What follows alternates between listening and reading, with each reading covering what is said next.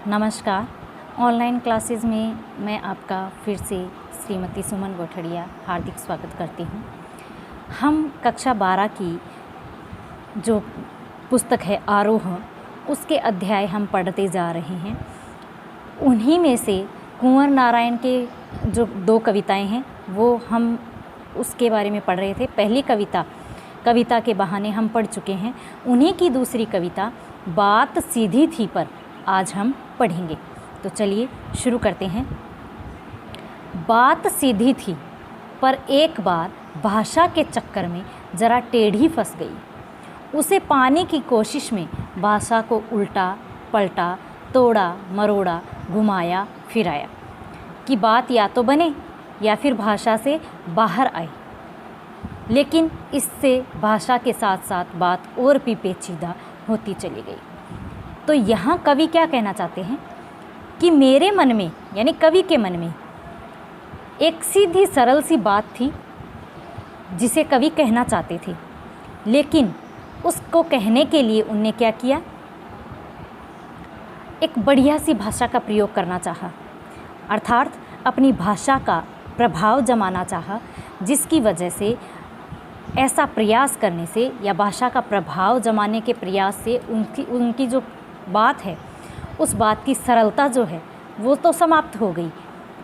अर्थात शब्दों के जाल में क्या हो गया, उनकी सरल बात भी क्या हो गई, कठिन हो गई।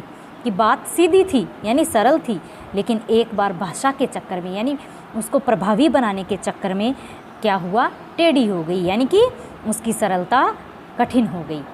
कवि कहता है आगे कि उसको पाने के लिए, यानी उस बात को फिर से सही करने के लिए, उसे पाने की कोशिश में या उस बात को कहने के लिए मैंने भाषा को अर्थात शब्दों को उल्टा पलटा बदलने का प्रयास किया, यानी कि शब्दों को काट छाँट कर आगे पीछे किया, तोड़ा मरोड़ा, घुमाया फिराया, कोशिश करी।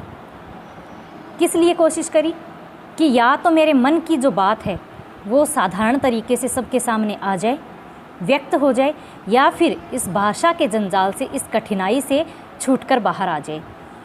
परंतु ये दोनों ही बातें नहीं हो सकी। क्यों नहीं हो सकी? क्योंकि ये प्रयास करने से मेरे जो शब्द हैं उन शब्दों में मेरी जो बात है वो और ज़्यादा उलझ कर रह गई, और ज़्यादा पेचीदी होती चली गई।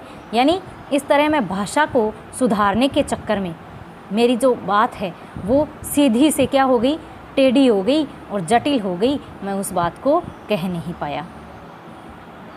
फिर मैंने क्या किया, सारी मुश्किल को धैर्य से समझे बिना मैं पेंच को खोलने के बजाय उसे बेतरह कसता चला जा रहा था, क्योंकि इस करतब पर मुझे साफ सुनाई दे रही थी तमाशबीनों की शाबाशी और वाह वाह।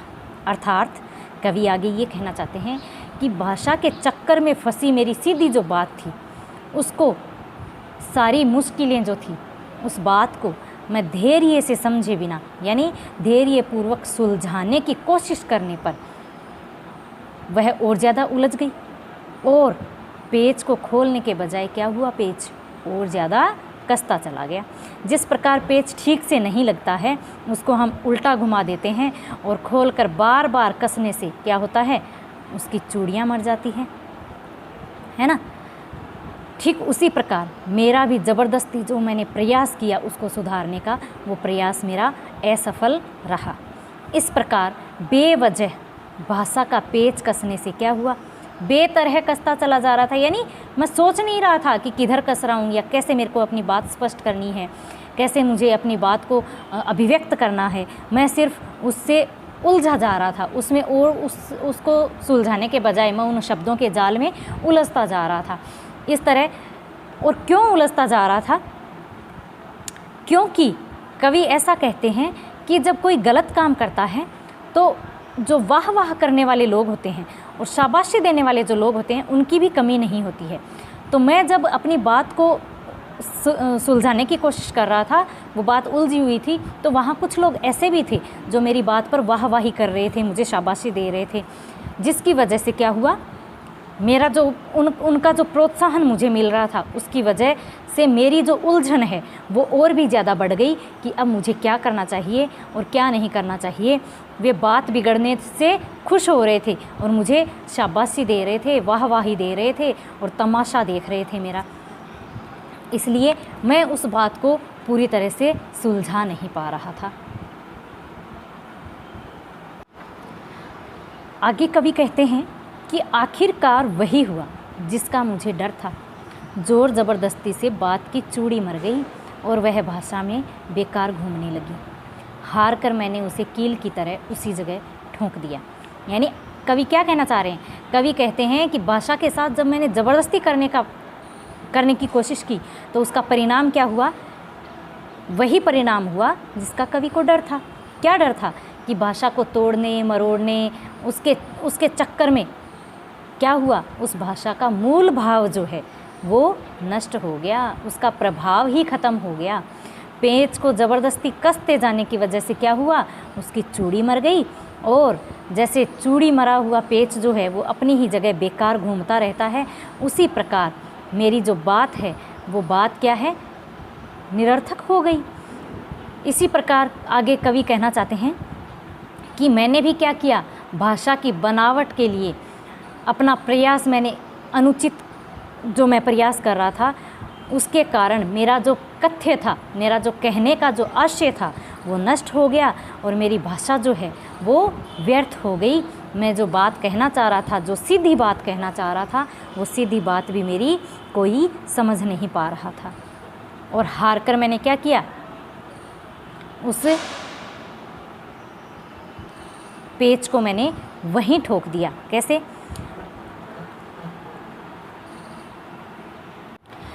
कैसे ठोक दिया? ठीक उसी प्रकार कि जब कोई पेच हम कसते हैं और वो कसते लगे रहने में वो पेच ढीला हो जाता है तो उस पेच को उसी जगह लगाकर छोड़ देते हैं ताकि वो वहाँ पर थोड़ा सही लगे। उसी तरीके से मैंने अपनी बात के साथ किया कि मैं चमत्कारिक शब्दों का प्रयोग करना चाहता था, अपनी बात में ठूस ठूस कर चमत्कारी शब्द भरना चाहता था, लेकिन ऐसा मैं कर नहीं पाया। और चूड़ियाँ मर जाने से जिस प्रकार कील को उसी जगह ठोक कर छोड़ देते हैं, ठीक मैंने भी अपनी बात के साथ वैसा ही किया। वह कविता, मेरी जो बात है वो ऊपर से तो ठीक ठाक लग रही थी, लेकिन उसमें अंदर वो कसावट नहीं थी। यानी ऊपर से ठीक ठाक, पर अंदर से न तो उसमें कसाव था न ताकत। यानी ऊपर से तो वो बात दिखने में तो ठीक ठाक लग रही थी, लेकिन उस बात में कथ्य नहीं बचा था, उस बात में कोई सार नहीं बचा था, कोई अर्थ नहीं बचा था। वो बात मेरी निरर्थक हो गई थी। जिस प्रकार वो ढीला पेच होता है उसमें किसी भी प्रकार का कसाव नहीं होता है, ठीक उसी प्रकार मेरी बात का कोई अर्थ नहीं बचा था, वो बात मेरी निरर्थक हो गई थी। बात ने, जो एक शरारती बच्चे की तरह मुझसे खेल रही थी, मुझे पसीना पोंछते देखकर पूछा, क्या तुमने भाषा को सहूलियत से बरतना कभी नहीं सीखा? तो फिर क्या हुआ कि कवि कहता है कि बात, जो एक शरारती बच्चे की तरह मुझसे पूछ रही थी कि तुम व्यर्थ की शब्द क्रीड़ा करते हो, यानी शब्दों के साथ खेलते रहते हो, शब्दों को इधर से उधर अपने जो सीधी बात है उसको क्लिष्ट बनाने के लिए, उसको प्रभावी बनाने के लिए उसमें कठिन शब्दों का प्रयोग करते हो, प्रभाव जमाने के लिए प्रभावी शब्दों का प्रयोग करते हो, लेकिन तुम्हें वो प्रयोग करना नहीं आता। तुम मुझसे खेलते हुए भी क्या करते हो? व्यर्थ का परिश्रम क्यों करते हो? यानी कि तुम, भाषा कह रही है, वो बात जो है, जो वो कहना चाह रहा था, वो बात कवि को कह रही है कि तुम मुझसे सही तरीके से, मेरी सीधी सी बात थी, सीधा सा अर्थ था, वो लोगों को तुम साधारण तरीके से समझा सकते थे, लेकिन उसको प्रभावी बनाने के लिए तुमने क्या किया? तुमने उसको कठिन बना दिया, लोगों की समझ में उस अर्थ को भी तुमने निरर्थक कर दिया। और जिसकी वजह से कवि को क्या हो गया था? पसीना आ गया था, क्योंकि वो अपनी बात पूरी पहुंचा नहीं पाया लोगों तक। और उस पसीना पहुंचते हुए कवि को देखकर क्या कहती है कि तुम व्यर्थ पसीना बहा रहे हो, यानी कि झूठी मेहनत कर रहे हो, अपने जो ये प्रयोग हैं ये तुम झूठे कर रहे हो, इन प्रयोगों को निरर्थक कर रहे हो, क्योंकि ये प्रयोग करने के बाद भी लोगों तक तुम्हारी बात पहुंच नहीं रही है। और वो मुझे क्या बोली बात, क्या तुमने भाषा को सहूलियत से बरतना कभी नहीं सीखा? कि क्या तुमने अब तक भाषा को सरलता से, सहजता से प्रयोग करना नहीं सीखा? अर्थात सरल भावों के द्वारा या सुबोध भाषा के द्वारा अपना प्रयोग करना तुमने नहीं सीखा, या सीधी साधारण बात में सरलता से अपनी बात तुमने कहना नहीं सीखा। तो इस प्रकार ये जो कविता है ये अपनी पूरी हुई। तो मैं आशा करती हूँ कि आपको ये कविता समझ में आ गई होगी। तो इस कविता में हमारे सामने खूब सारे मुहावरों का भी प्रयोग किया गया है। उन मुहावरों का अर्थ एक बार अपन जान लेते हैं। यानी बिंब, किसी चीज़ को बताने के लिए उदाहरण या कह सकते हैं मुहावरों का प्रयोग किया है, बिंबों का प्रयोग किया है। उन बिंबों का अर्थ अपन जान लेते हैं। ये बात की चूड़ी मर जाना, पहला जो बिंब है वो दिया बात की चूड़ी मर जाना। तो यहाँ बात की चूड़ी मर जाना मतलब बात का प्रभावहीन हो जाना। तो यहाँ इसका उत्तर होगा बात का प्रभावहीन हो जाना। फिर है उसके बाद दूसरा जो अपना मुहावरा है वो बात का पेंच खोलना। पेंच खोलना यानी बात को सहज और स्पष्ट करना, बात को सहज और स्पष्ट करना। फिर तीसरा अपना जो मुहावरा है वो है बात का शरारती बच्चे की तरह खेलना। तो इसका अर्थ होगा बात का पकड़ में ना आना, बात का पकड़ में ना आना। फिर अपना चौथा जो मुहावरा है वो है बात पेंच को कील की तरह ठोक देना। पेंच को कील की तरह ठोक देना, इसका अर्थ होगा बात में कसावट का ना होना, यानी बात में कसावट का ना होना। फिर है बात का बन जाना। बात का बन जाना मतलब कथ्य और भाषा का सही सामंजस्य बनना। तो ये सारे जो मुहावरे हैं, इन मुहावरों का प्रयोग अपनी जो दूसरी कविता है कि बात सीधी थी पर उसमें प्रयोग किए गए हैं, और उनका अर्थ जो है वो हमने पढ़ लिया है। बाकी के जो प्रश्न हैं वो आप अपनी नोटबुक में कर लीजिएगा।